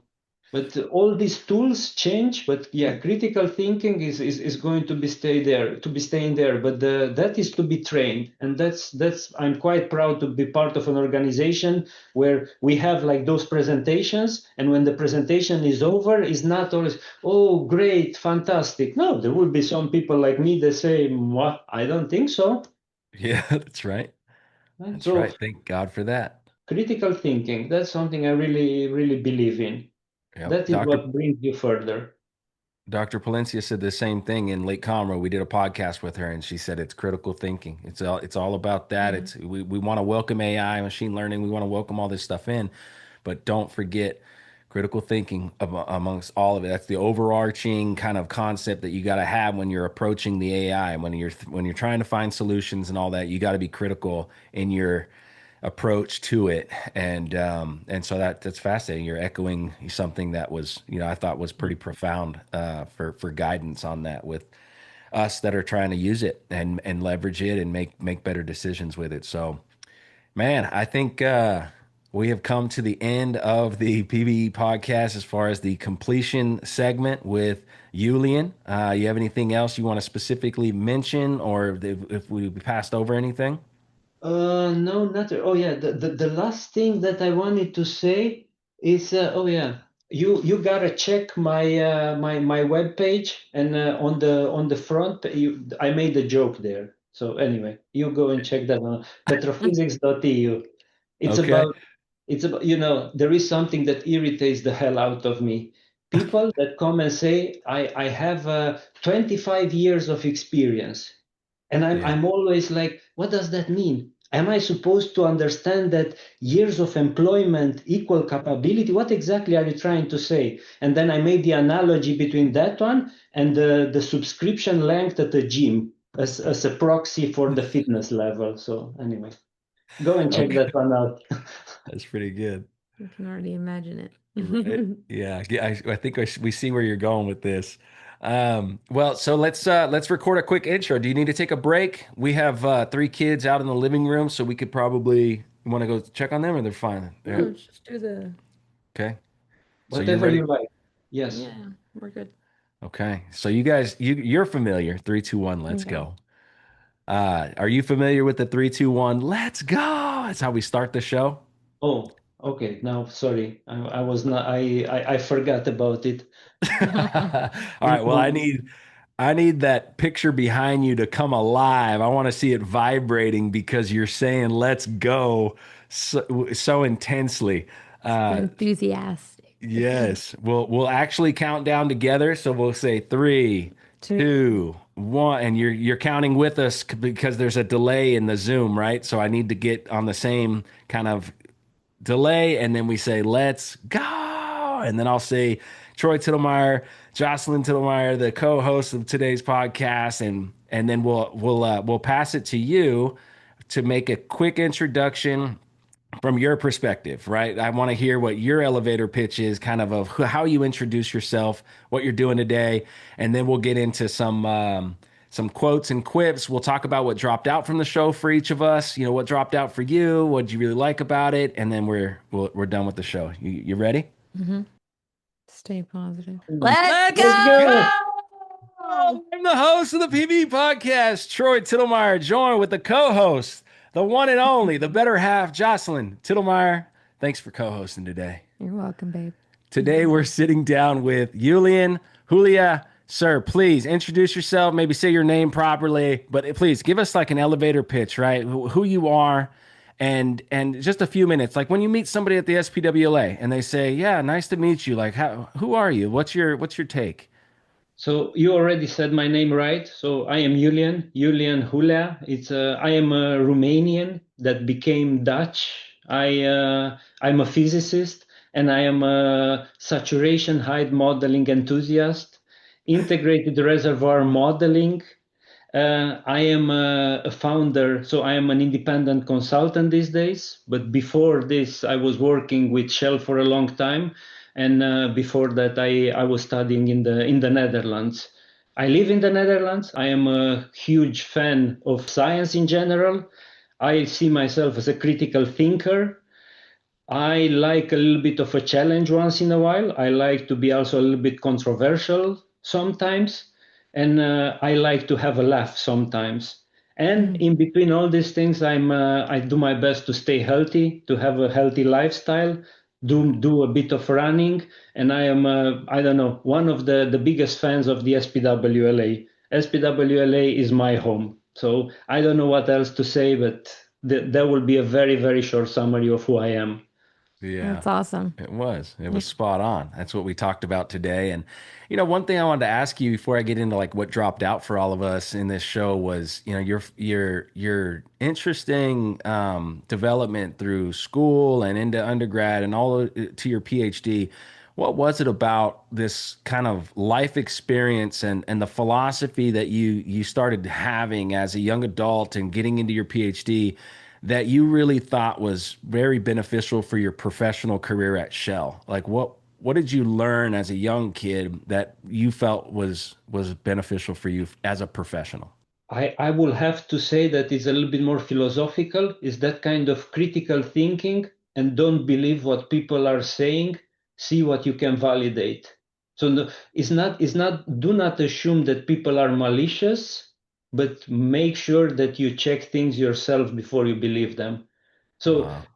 in principle, that will be my number one thing that has helped me professionally, I think. Yeah. Wow.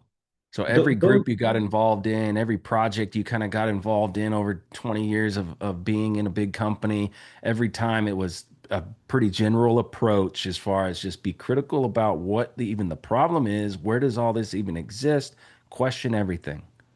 Yes.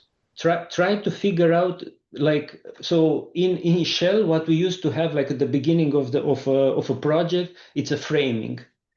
So you need to understand what the problem that you are trying to resolve is. And that is stage zero where the critical questions are coming. And then make the difference between what people say and what people do, because they Yeah. are two very different things. Yeah. Yeah. So Well, in Latin, they say verba volant scripta manent. It means that the words are flying away, but what is written stay. So along the same lines, oh, people wow. might say something else than what they do. Wow. That's interesting to compare that to like the SPWLA, and that gives you this opportunity to make publications, to make writing actually stay somewhere. Yeah. Julia presented this poster in 2016 or whatever it was, and it stays there. It's Yeah. in the archives. So that's an interesting tie to what the importance of SPWLA and what it's doing as an organization since the 50s, right? 59, it started to collect these thoughts and ideas that people had, whether they were critically thinking about it or not. It's a place to put, instead of your words just flying away in a meeting somewhere in some project somewhere that never gets captured. SPWLA gives us a place to put that in writing and lock it in. Yeah. We are busy building a legacy, right? It's like and that's what people before us were also doing. We are just following on the same trail. Well, what dropped out for me from this show from a technical standpoint was a couple of things. This semiconductor thing, this carbon-based and inorganic, or the silicon kind of classical conventional based way of allowing, computer chips and how phone screens work and all this stuff that we see today, how it actually happens. And you have options. You have two very different options, a very rigid predictable option, and then this very flexible, literally, and in the chemistry and the physicalness of it, it's very flexible. I thought that was fascinating. I tried to tie graphene into it because I'm a fan of that, and of course, that's a major innovation potentially that can make a real difference in the world. So I tied that in. That was fascinating to me. And then your saturation height modeling and how you actually figure out what this rock is, where the fluids are, and how the most important part of this, yes, the rock, everything's important, but it's really this density difference between the hydrocarbons and the brine component in this reservoir that have an influence on the capillary pressures, which is the influence of how this fluid's going to actually get out of that rock. And then how can you maybe manipulate it so you favorably get the hydrocarbons over the brine component out of the rock, right? Like that was where my brain kind of went with the technical side of this show. And then the philosophy side, right? The life side, the motivation side, staying critically, focused on things, right? Critical mindset and how to prepare for a run and how to stay healthy, how to stay motivated. Meditation, right? I feel like, oh, I'm meditating. I'm sitting at a red light, just kind of thinking like, no, no, no. It's you dozing off. Let's get into this, real clarity, this real mindset that's important for all of us. And so I just appreciate you being transparent and sharing that and being vulnerable and your experiences and what you've done from a technical standpoint, but for sure as just a person and your commitment to the SPWLA. I'm sure you've motivated so many people along the way. Anything that dropped out specifically from your perspective is a story. It's your story, so maybe you're just telling everything like you normally do. But Can I add something new before Sure. rather? So listen, I wish I was smart enough 30 years ago to understand that people also have inertia. And inertia, it's something, inertia is very important in mechanics, right? It's like in how objects move and so, but to understand that people and their behavior have inertia will have saved me a wow. lot of pain on this path. So I only wish I understood this, I don't know, 20 years, 20 years before. Inertia is the concept that this object has the ability to move, and you can kind of Mhm. like pre-predict how it's It, going. So it has momentum in one direction and is not like just because you tell it now move to the right, that is going to move to the right. It already has a plan and a path. And it applies to the way people behave. It applies to the way people act. And it's Wow. not only physics. That's all I'm trying to say. It has more profound implications. Sure. So Wow. I that love was the that. last thing I would rather tell you about. I love it. I love it. I'm glad we struck a chord there in the show that kind of made you sum that up in that way. Nice. That was cool. We do all have a path. Babe, what about you? What Well, I dropped mean, out? everything that you spoke about, but the whole AI, the AI, how it's not allowing us to be critical thinkers. It's kind of how Julian said it kind of you like decay. Yeah. You're not letting your mind, that side of your mind, like think. Yeah. You're kind of depending on AI. So that definitely stood out to me because I've always thought the same thing. That's why Really? when ChatGPT and all that first came out, I was like, I don't want to depend on. I mean, I'm a stay-at-home mom, right? I don't really know. I don't need too much critical thinking. But there is things that I'll get on there and I'm like, okay, I could just figure this out on my own. I don't Uh-huh. have to. So yeah, that was like the main thing. And then the discipline, like you don't wake up motivated to really, like, we're Yeah. human. We're tired. We don't sleep if we don't sleep well or whatever. We don't wake up motivated. It's just a discipline that's going to keep us driven. Yeah. And so that's what stood out to me the most. Thank you. Pretty good. Okay, so the Stay Positive book, what happens here is I just randomly spin through it and you tell me to stop. I'll stop exactly where you tell me. And then we're going to read a couple of quotes. And I want to hear how it kind of lands on you from thinking back personally or professionally. Go ahead. Tell me when to Stop. stop. Oh, Stop. Stop. yeah. Oh, Nice. yeah. Nice and early. Okay, here we go. This one's, haha. And you saw that was totally random. There's no way that this is just totally random. But here's what it says. Mental toughness is knowing that your identity is not defined by your performance or outcome. You are loved no matter what. I believe that is true, but not by everyone, right? There will be Right. a subset of people that will align with that, and a bigger subset that are polarized in the opposite direction. Yeah. Yeah. That's right. Okay, here's what no matter what happens today, remember you might not be able to control all of your circumstances, but you can control how you respond to them. Please look for the good, trust in a bigger plan, respond instead of react. That is very wise, and I wish I have that cool approach. Sometimes, yeah, I'm one of the people that is losing his patience. If I already know an answer, I will not have the patience to listen to somebody explain me how they found that answer. Yeah, I definitely don't have that patience. And Troy does. Troy won't Mm. react. He'll respond and he'll talk about it. And so I've learned from him, but I still don't have it down. I definitely react. I react. So it's wise. It is wise and Nice. Okay. Well, I loved it. I loved the show. I enjoyed spending this time with you, and I look forward to staying connected through Strava and what we do there. Obviously, the training regimen along the way to Po France, but also just your technical stuff too. What you're doing as a consultant, this research you're up to. I'm definitely going to be following you and paying attention to what you post on LinkedIn even more and other social media platforms that we can help with. Anything else before we drop and call this a show? I also have a book. I'm reading more than one book at the same time. So Oh, can you read this? Do you see yeah, the title? just giving why philanthropy is failing democracy and how it can be better. Bob Rich. Bob Rich, Yeah. the author. Wow. Okay. It's a fantastic book. So if you are looking for a summer reading, think about this one. And then another controversial book that I'm reading, but this one I reread.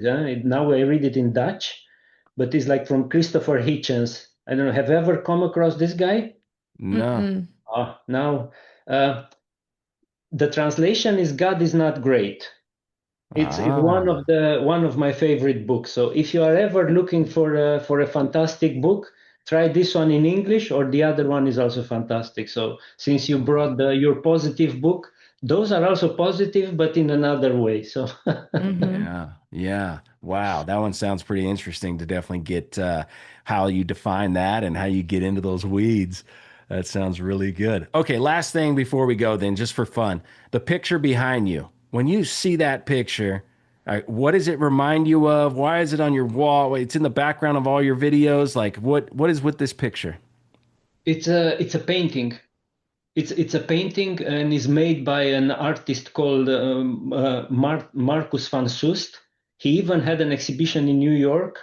Oh, So wow. this is his interpretation of good and bad. So Wow. somebody that is both happy and evil, and I have more of his paintings, and I love his art in my house with the multiple eyes and the crooked fingers, and but Wow. The growing chingazo or whatever Mm-mm. you call this thing. yes, and Wow. the eyes and this turning things. But he's a special guy. So he's made at least three paintings, and now he's making me another one. Really? So you Oh, so actually you personalize, like he does these for you. Yes, yes, Wow. I pay him to do that. So, but this is quite big. It's like 1 meter 20 by 1 meter or Yeah. so, and Yeah. this is made on wood. No Wow. kidding. Yeah, it's a heavy Oh, thing. I'll that's send you some other time pictures of the other ones. It's like the most amazing. So I have this in my house already for a couple of years, and every day I'm in my living room, I am happy that they are hanging here. wow. Uh, right on. They bring you happiness. That's good. Yes. I enjoy Wow. looking at them. So Well, I certainly enjoyed the last couple of hours, right, of being on this show, getting prepared for this show. I'm very honored to share time with you and have Jocelyn as a co-host in this episode. Thank you so much for just sharing your story and being a part of the SPWA. Thank you very much for your time and interest. Thanks again. Yeah, and I can't wait to officially meet you in person. Oh, it will That's be how my we. honor. I will be, I I will, I will be thrilled. And we have a drink for a social event and absolutely. Cheers. After the run. Before and after.